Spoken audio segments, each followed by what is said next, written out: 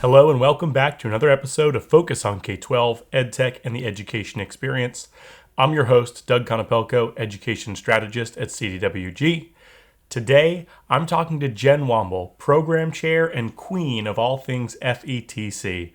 For those of you who don't know, FETC is the Future of Education Technology Conference happening in Orlando in January. We dive into a conversation around what it really takes and what goes on behind the scenes of a big event like this. Let's dive in. My name is Jennifer Womble, and I'm the program chair of FETC. And so basically what that means is my job is to select the speakers and the content and to make sure that what people are coming to FETC to learn about is what we're providing. So keeping up with the trends, keeping up with all of the latest news and federal changes, budget issues, all of those things are kind of in my back pocket so that we can plan the best event possible. Well, as you know, FETC, one of my favorite, conferences to go to. I think I started presenting there maybe 6 or 7 years ago. Love it, really enjoy it. Glad it's back in Orlando this year. It feels like home. The program chair for FETC, Jen, what does a day in the life look like for that kind of work?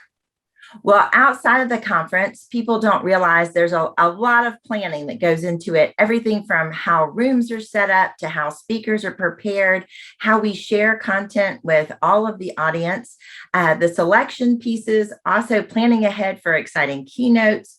But once we get on site, it is definitely a whirlwind. It is making sure that every room is set up exactly the way the speaker needs, that all of the materials are there, making sure everything from lighting to sound to the air conditioning to the music, every little piece and every detail to make that attendee experience the best all falls under my purview. So there's a lot going on, but it's also, I always tell people, going to FETC is like my Christmas. It's when you work all year to make something that you want to share with everybody that's a huge gift of learning. It kind of comes to life. And so it's very busy on site, but it's also very exciting. And it also gives me a chance to get feedback, which is kind of my favorite part of the live event, is seeing how everything is received and making sure we're meeting everyone's needs. So in addition to putting out probably an inordinate amount of fires while you're there, which I imagine takes a ton of your time, what's one of your favorite things to do or see when you're there? Absolutely. So my background as an educator and a professional development director, I've worked in schools and districts and with the state. So a lot of the things that I've learned about how people learn and how we share pedagogy with other people and adults.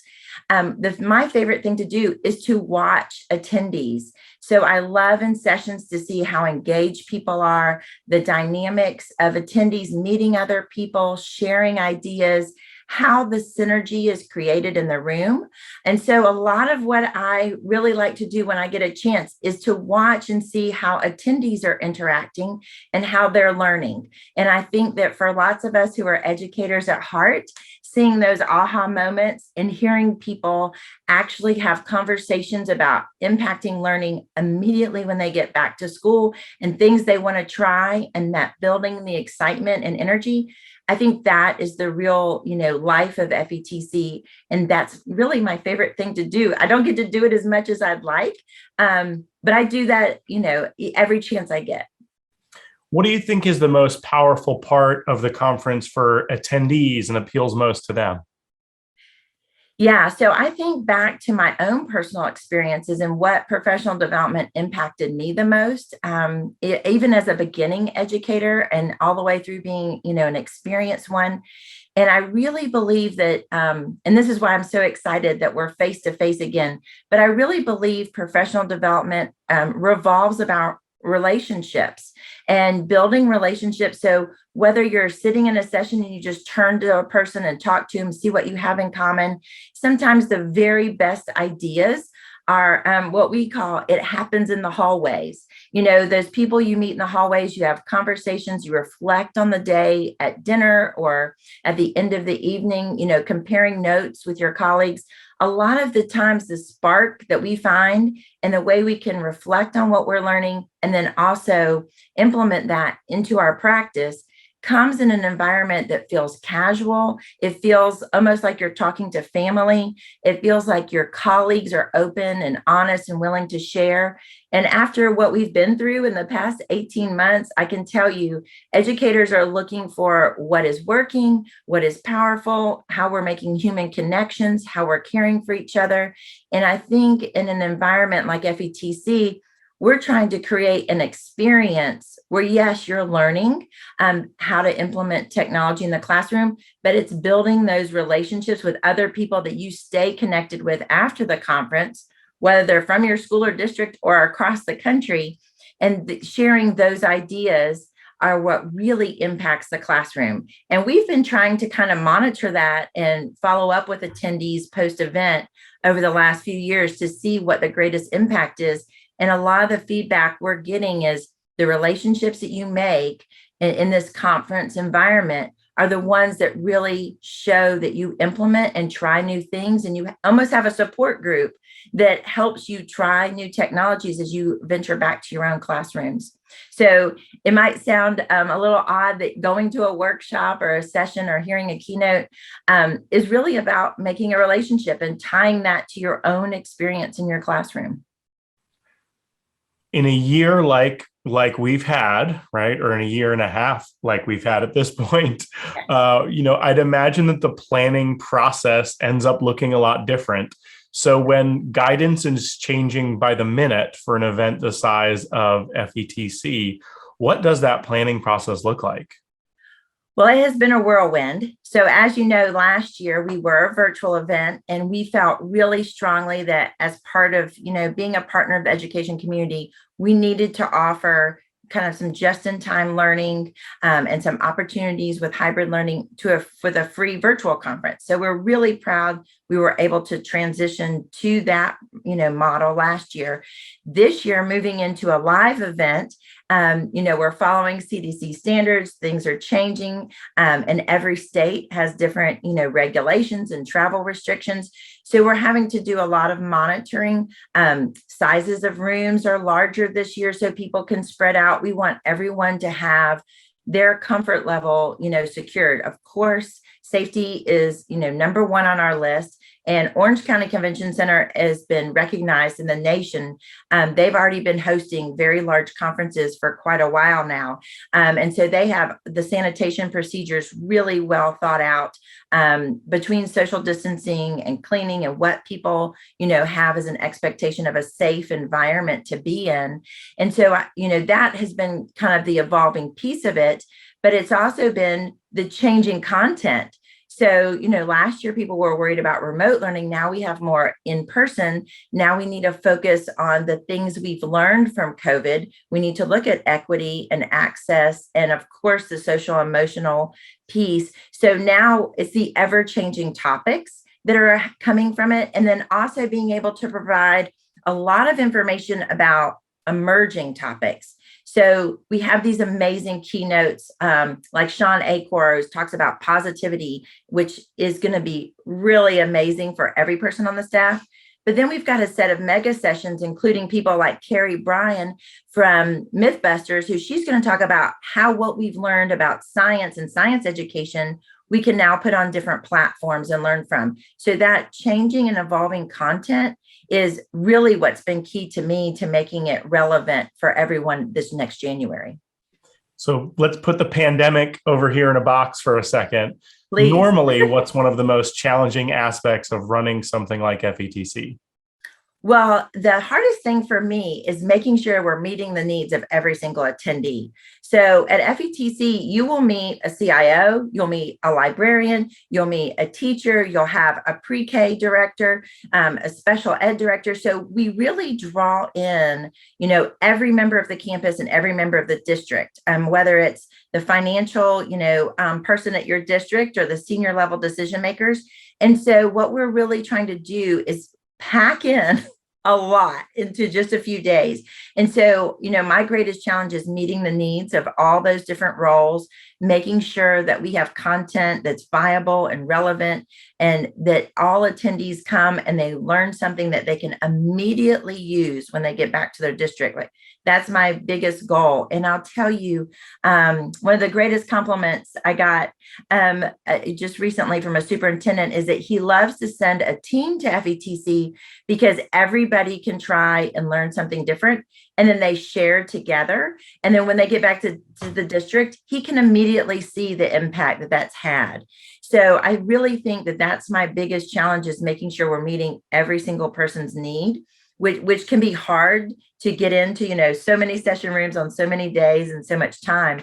But I think that is, my goal is to make sure that, nobody's leaving without learning something new that can be implemented right away and have a positive impact on learning for students and their entire district. So, I think that's probably something that a lot of people think about in their daily life with, if whether you're in a classroom or if you're a principal, you are trying to make sure, are we getting the most we can out of this day? Are we, living it to the fullest, learning the most we can?